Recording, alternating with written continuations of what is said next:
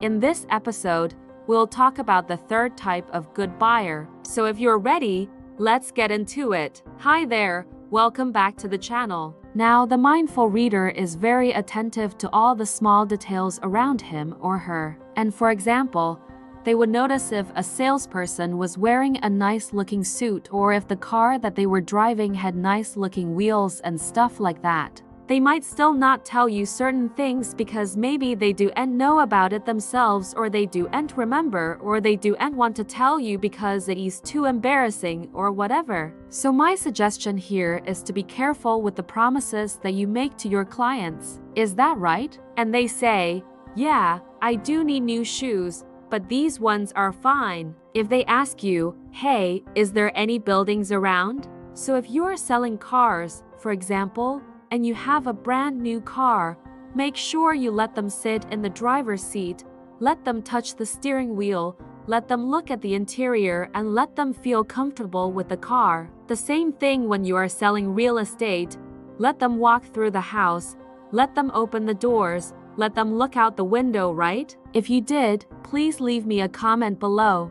Let me know what you thought about it. Also, if you haven't subscribed yet, please do. And if you know anybody who might benefit from this information, please share it with them. Thank you for watching, and I'll see you next time. Let them imagine themselves living in that house. If you sell mattresses, let them lie down on the mattress. Let them test it out. You can ask them, hey, would you like to lie down on it for a few seconds and just see how it feels? And they say, yeah, sure. And then you can say, great. How does it feel? Oh, it's comfortable, it's soft, it's firm, whatever. So just let them try out the product. If you're selling food, let them taste it. So just make sure that they have an opportunity to try out the product. And if it's a service, of course, you can't really let them try out the service before they buy it. But you can show them testimonials from previous customers. You can show them what the service looks like.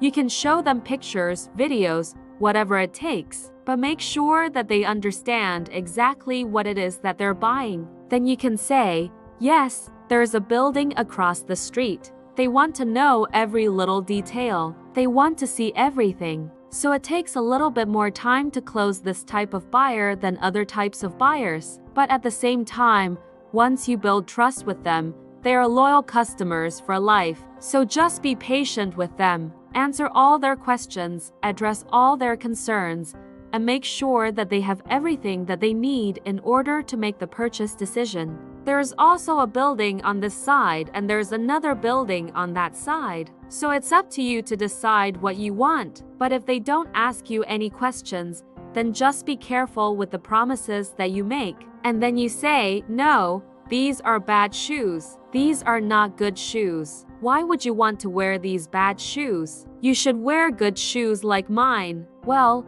first of all, that's an opinion. Second of all, they said that they're okay. Maybe they're okay for them. Maybe they don't care about having holes in their shoes. So you don't know. So it's best to avoid saying those kind of things. Don't overpromise. Only promise what you can deliver. Now, this doesn't mean that you should be stingy and not give them the best service possible. Of course not. But just do and promise something that you can't deliver, because the minute you do and deliver on that promise, they're gonna think that you lied to them. And we talked about it before, but trust is the most important thing in sales, and without trust, you cannot make any sales. So the mindful reader pays attention to the detail of the product or the service that they are buying. When it comes to real estate, for example, don't say that there are no other buildings around. Don't say that there is plenty of parking space. Don't say that there is a beautiful view.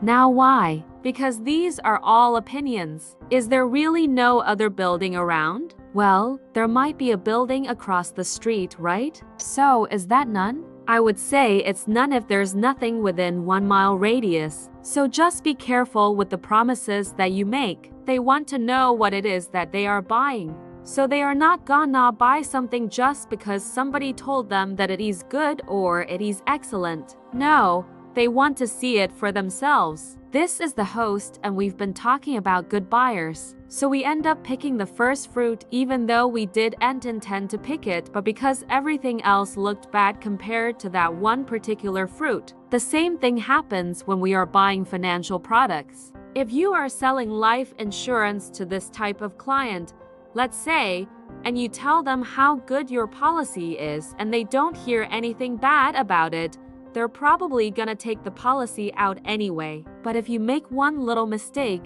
for example, you tell them that it's guaranteed, meaning that if they pay $100 a month for life insurance, their premium will never go up. That is not true. You can't guarantee it. So if you say it's guaranteed and they find out that it wasn't, then they're gonna think that you lied to them. And if they feel that you lied to them, they're gonna think that maybe you lied to them about other things as well. And so far, we have covered two types of good buyers. First was the buyer who was willing to pay more for better quality. And the second one that we spoke about in the last episode was the buyer who understood the value of money. And now we are going to speak about the third good buyer, which is the mindful reader. So for example, when we go shopping and we see a really good looking apple or an orange or whatever fruit it is, and then we start checking out other fruits and they look really bad compared to the first fruit that we saw.